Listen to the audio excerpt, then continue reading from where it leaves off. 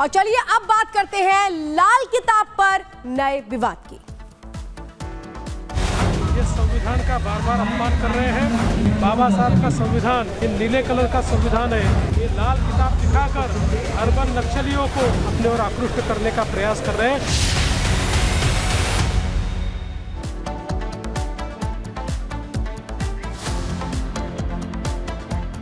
तो संविधान के नाम पर कांग्रेस का एक और फर्जीवाड़ा सामने आया है। चुनावी रैलियों में सोचिए, संविधान के नाम पर लाल किताबें बांट दी गई नेताओं की ओर से। इसकी क्या जरूरत थी? एक रिपोर्ट दिखाते हैं।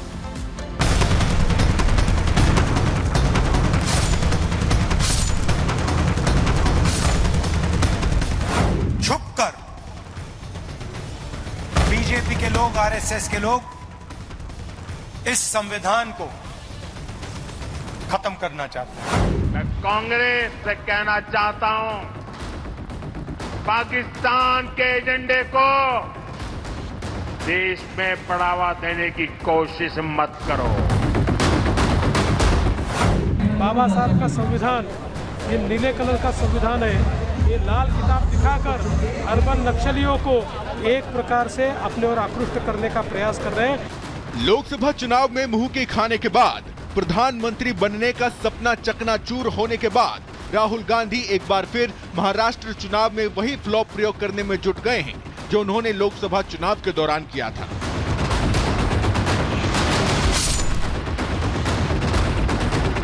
राहुल अब महाराष्ट्र की चुनावी रैलियों में लाल रंग की एक किताब लेकर घूम रहे हैं, जिसे वो संविधान की कॉपी बता रहे हैं और संविधान की दुहाई देकर महाराष्ट्र की भोली भाली जनता से वोट मांग रहे हैं, ये कहकर कि हमें संविधान को बचाना है।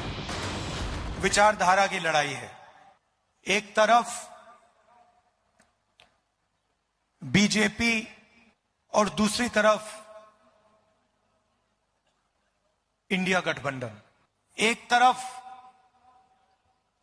अंबेडकर जी का संविधान और दूसरी तरफ सामने से नहीं, छुपकर बीजेपी के लोग, आरएसएस के लोग इस संविधान को खत्म करना चाहते हैं। राहुल गांधी ने नागपुर की चुनावी रैली में लोकसभा चुनाव वाला फेक नैरेटिव सेट करने का झूठ फैलाया तो बीजेपी ने राहुल के झूठ की कलई खोलकर रख दी। बीजेपी ने बकायदा वीडियो जारी कर दिया और आरोप लगाया कि राहुल गांधी की यह किताब कोई संविधान नहीं है, बल्कि ये किताब कोरी है क्योंकि इसके अंदर पन्ने ही नहीं है।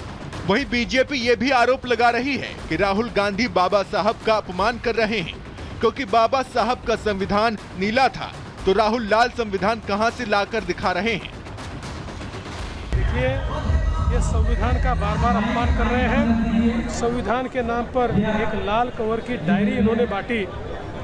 बाबा साहब का संविधान, ये नीले कलर का संविधान है, ये लाल किताब दिखाकर अर्बन नक्सलियों को एक प्रकार से अपने ओर आकृष्ट करने का प्रयास कर रहे हैं। इनको संविधान से लेन देन नहीं है। राहुल गांधी के लाल किताब के सामने आते ही बीजेपी बुरी तरह भड़की हुई है। बीजेपी चेतावनी दे रही है कि राहुल फर्जी नैरेटिव ना फैलाएं। जम्मू कश्मीर में बाबा साहब का संविधान लागू हुआ है, लेकिन ये कांग्रेस और उसके साथियों को ये बर्दाश्त नहीं हो रहा है। मैं कांग्रेस और यहां अगाड़ी वाले लोगों से कहना चाहता हूं, पाकिस्तान के एजेंडे को देश में बढ़ावा देने की कोशिश मत करो। याद रखो, तुम्हारे ये मंसूबे कामयाब नहीं होंगे। कांग्रेस की ये पुरानी आदत रही है कि जब जब चुनाव आते हैं, कांग्रेस खुद कभी संविधान का मुद्दा उठाती है तो कभी खुद तुष्टीकरण करने में जुट जाती है। लेकिन जब बीजेपी संविधान, तिरंगे के सम्मान और हिंदुत्व पर बात करती है तो कांग्रेस को बीजेपी की ये रणनीति खटकने लगती है। और यही अब महाराष्ट्र में हो रहा है। सीएम योगी ने बटेंगे तो कटेंगे का नारा देकर महाराष्ट्र में माहौल बनाया तो राहुल गांधी ने नया सियासी शिगुफा छोड़ दिया है और अब कह रहे हैं कि संविधान को बचाना है। किससे? बीजेपी से। लेकिन बीजेपी भी इस बार तैयार है और बीजेपी नेता राहुल गांधी के झूठे नैरेटिव की ईंट से ईंट बजा रहे हैं। Bureau report, Republic Bharat.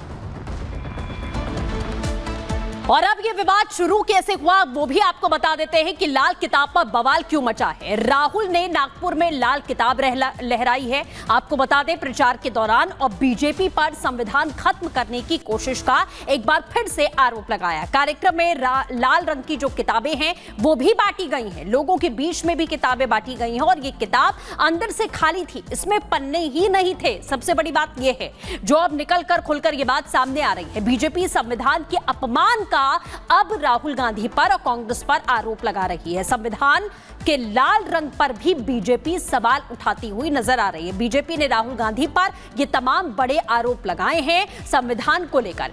Rahul urban नक्सलियों को आकर्षित करना चाहते हैं, ये बीजेपी की ओर से बड़ा स्टेटमेंट यहां दिया गया है कि किस तरीके से लाल किताब पर अब बवाल मच चुका है। आगे बढ़ते हैं, अगली खबर के लिए रुख करते हैं श्वेता का। और चलिए अब बात करते हैं उस विवाद की जो सीधे सीधे समोसे से जुड़ा हुआ है। जहां समोसे पहुंचने चाहिए थे वहां नहीं पहुंचे, समोसे बीच में ही गुम हो सकता है समोसे में भी कोई भ्रष्टाचार का पैकेट ना हो। पीआईटी फॉर अ समोसा बचकाना बात है सारी।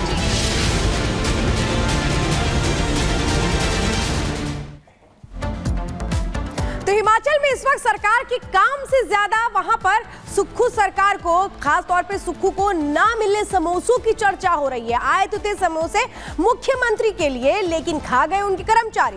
और अब स्थिति यह है कि इस पर सीआईडी जांच शुरू हो चुकी है, जिसमें 5 पुलिस अधिकारियों को नोटिस भी भेजा गया है। और अब बीजेपी इस पर चुटकी ले रही है। तो बीजेपी ने बाकायदा समोसा मार्च कैसे निकाला, इस रिपोर्ट में बताते हैं।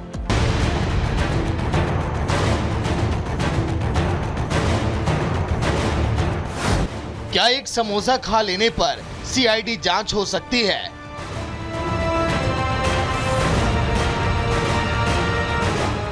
क्या एक समोसे की वजह से मार्च हो सकता है?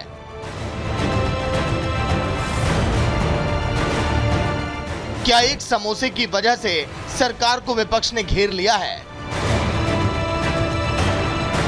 होटलों में मिलने वाला मामूली सा समोसा हिमाचल प्रदेश में अब सियासी मुद्दा बन चुका है। मुख्यमंत्री को कहना पड़ रहा है कि हम तो समोसा खाते ही नहीं हैं।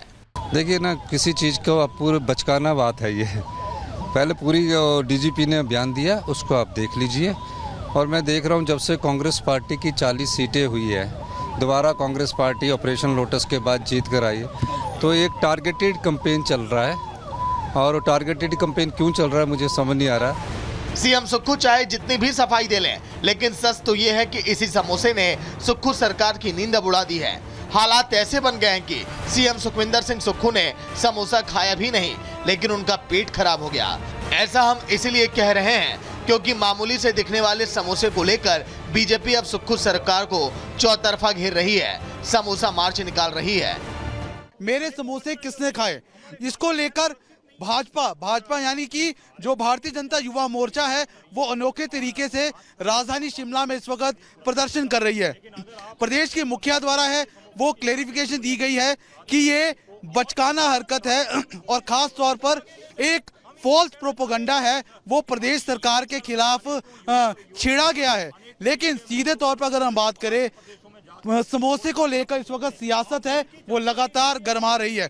समोसा कौन खा गया, किसने चुरा लिया, इसका पता लगाने के लिए पूरा सरकारी अमला लगा है। विपक्ष भी सवाल उठा रहा है कि समोसा सीएम के लिए आया तो कहां गया। प्रश्न पैदा होता है कि जब समोसे की जांच हो रही है तो उन सारे मामलों का क्या होगा जहां करोड़ों रुपए के घोटाले हो रहे हैं, चाहे वो कोई महकमा, इंडस्ट्री डिपार्टमेंट है, पावर डिपार्टमेंट है, हेल्थ डिपार्टमेंट है, करोड़ों रुपए के घोटाले हैं वहां पर, लेकिन उसकी जांच नहीं हो पा रही है। लेकिन समोसे नहीं आए, समोसे कहां चले गए, इसकी जांच जरूरी होनी चाहिए। तो स्वाभाविक रूप से इस पर तो पूरा देश हंस रहा है, पूरी हिमाचल की जनता हंस रही है कि कैसी सरकार हमने चुनी जिसको जो काम करना चाहिए वो न करके समोसे की इंक्वायरी कर रही है, समोसे नहीं पहुंची। हिमाचल प्रदेश में आज उस समोसे पर बवाल मचा है जो सीएम सुक्खू के मुंह में नहीं आया, लेकिन समोसा पकड़े बिना यह हाथ सियासी राजनीति में जल गया। इसलिए पूरी समोसा पॉलिटिक्स को आप समझिए। सीएम सुखविंदर सिंह सुक्खू 21 अक्टूबर को सीआईडी मुख्यालय पहुंचे थे, तो आईजी ने अपने एसआई से मुख्यमंत्री के लिए नाश्ता लाने को कहा था, जिसके बाद एसआई ने एसआई को हवलदार को नाश्ता लेने के लिए भेज दिया। इसके बाद नामी होटल से सीएम के लिए समोसा आया, लेकिन सीआईडी कार्यालय में समोसा कौन खा गया ये किसी को पता नहीं चला। दावा है कि कर्मचारी और अधिकारी मुख्यमंत्री के लिए मंगाया गया समोसा खा गए, जिसके बाद सीआईडी और पूरा अमला जांच करने में जुट गया और अब इसी मामले को लेकर सियासत हो रही है। Bureau report, Republic Bharat.